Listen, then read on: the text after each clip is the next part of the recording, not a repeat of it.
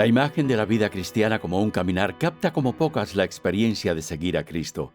Porque caminar indica movimiento y acciones, paradas y comienzos, desvíos, retrasos, viajes a lo desconocido. También nos enseña a largo plazo lo que es la vida cristiana. Piénsenlo, Dios llamó a Abraham para que dejara su pasado en Ur, cuando tenía 75 años y le ordenó realizar un viaje. Dios llamó a Moisés para que iniciara una nueva fase de su vida a los 80, también para un viaje. Dios llamó a los israelitas para que iniciaran un peregrinar de transformación personal durante 40 años hasta la tierra prometida. Dios llamó a David a dejar la comodidad de su trabajo como pastor, a enfrentar a Goliat y a realizar un viaje que lo llevaría a ser rey de Israel. Jesús llamó a sus 12 discípulos a cambiar su vida, dejar su trabajo y emprender el camino con él. Ustedes, como yo, están en un camino, pero también es una realidad de la vida cristiana que en algún momento chocamos contra un muro. Como muro me refiero a una temporada de la vida en que nos sentimos atascados. Piensen en la historia de una mujer llamada Agnes. Desde muy joven Agnes tenía fe, y no solo tenía fe, sino que estaba en fuego. Quería hacer grandes cosas para Dios. Decía cosas como que quería amar a Jesús como nunca nadie lo había amado antes. Agnes tenía un llamado innegable. En su diario escribía: «Mi alma está en una paz y un gozo perfectos en el presente». Experimentaba una unión con Dios que era tan profunda, tan continua, que para ella era un arrebato, un éxtasis. Se marchó de su casa, se convirtió en misionera y lo abandonó todo. Sin embargo, después de un tiempo pareció que Dios la había abandonado. Al menos es lo que ella sentía. Entonces comenzó a escribir otras palabras en su diario como: «¿Dónde está mi fe? En lo profundo de mi ser solo hay vacío y tinieblas. Oh Dios, qué doloroso es esto, esta angustia desconocida, no tengo fe». Le costaba orar. Seguía trabajando, seguía sirviendo, seguía sonriendo, pero luchaba con aquel muro que parecía no moverse. Este vacío continuó año tras año. Por cerca de 50 años, Dios parecía ausente. Ese era el sufrimiento secreto de Agnes, quien es mejor conocida hoy como la Madre Teresa. La Madre Teresa escribió cartas dirigidas solamente a sus directores espirituales sobre el tormento que llevaba en el alma. Después de su muerte fueron publicadas. Estas cartas asombraron a la gente. Algunos ateos prominentes dijeron que ella había perdido la fe. Muchos dijeron que luchaba con una depresión clínica, pero espiritualmente había chocado contra un muro. Y como hoy sabemos, Dios está haciendo una poderosa obra por medio de ella. Fue ese muro el que la convirtió en la gran mujer que es hoy. Yo he encontrado también muchos creyentes que están ante el muro. Algunos hasta se han rendido. Es frecuente que no puedan ver el cuadro general de la obra transformadora que Dios trata de hacer en ellos. Que ese muro es esencial para su maduración en Cristo y convertirse en la persona que Dios quiere.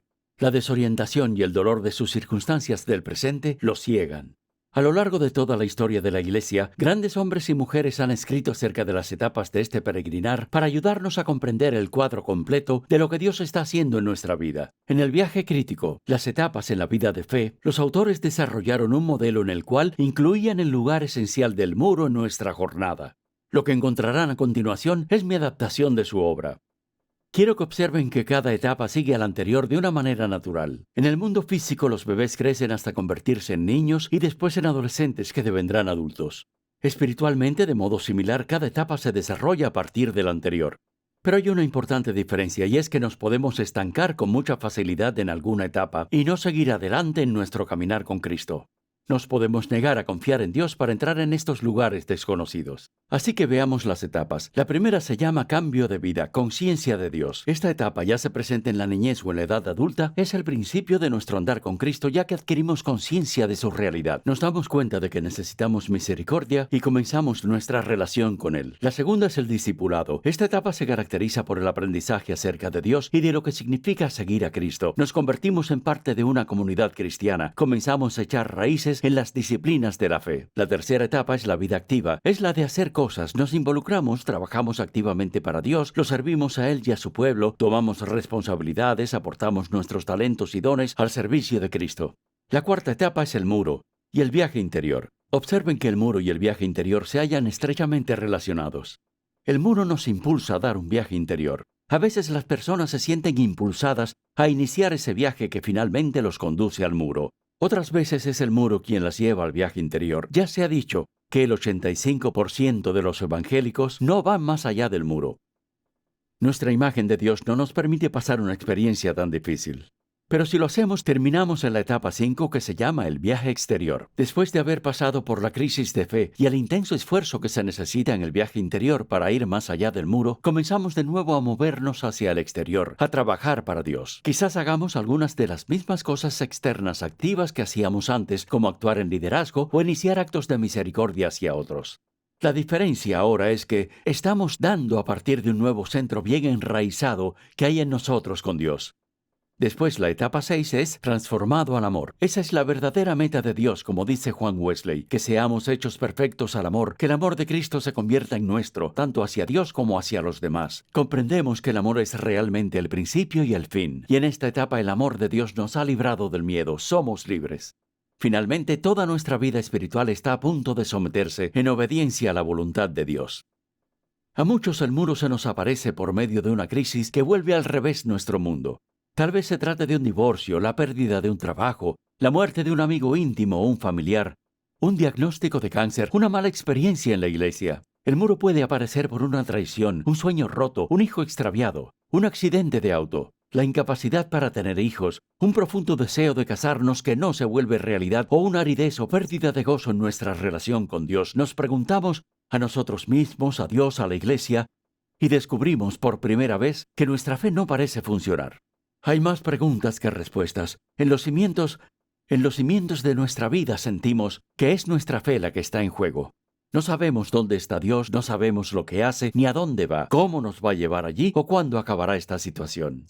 Yo he pasado al menos 5 o 6 muros importantes en mi vida, y cada uno me ha cambiado para siempre. Déjenme hablarles de 2.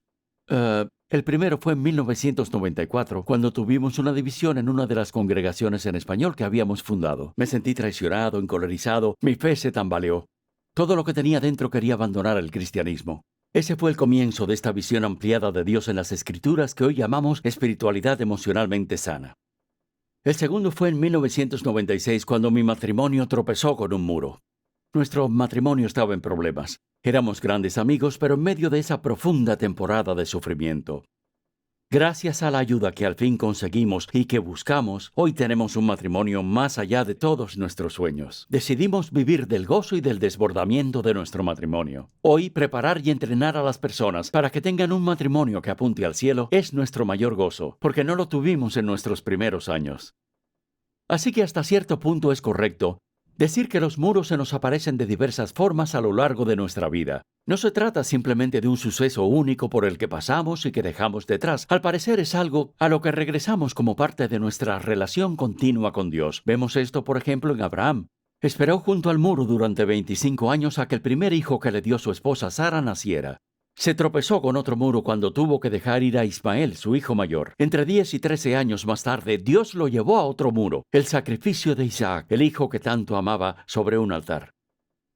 O sea que de cualquier forma en que lleguemos a él, todos los seguidores de Jesús, en algún momento nos veremos frente al muro. La mejor manera de comprender la dinámica del muro es examinar la obra clásica de Juan de la Cruz, su famoso libro, La noche oscura del alma, que fue escrito hace 500 años. En él describe el peregrinaje en 3 fases, inicial, progresiva y perfecta. Pero para salir de la etapa inicial, dice que necesitamos recibir el don de Dios que nos llega por medio de la noche oscura, o como yo la llamo aquí, del muro. Esta, según él, es la forma ordinaria en que crecemos en Cristo. Porque no han comprendido esto, es la causa por la que muchas personas comienzan su jornada y no la terminan. ¿Y cómo sabemos que estamos en una noche oscura, como él la llama? Bien, nuestra buena sensación de la presencia de Dios se evapora. Tal vez sintamos al orar que las puertas del cielo se nos han cerrado. Es como si una sensación de tinieblas o impotencia, agotamiento, caso, derrota, sequedad o vacío descendiera sobre nosotros. Las disciplinas cristianas o la forma en que hemos vivido la vida cristiana hasta este momento ya no funcionan. No podemos ver lo que Dios está haciendo y externamente en nuestra vida hay muy poco fruto visible.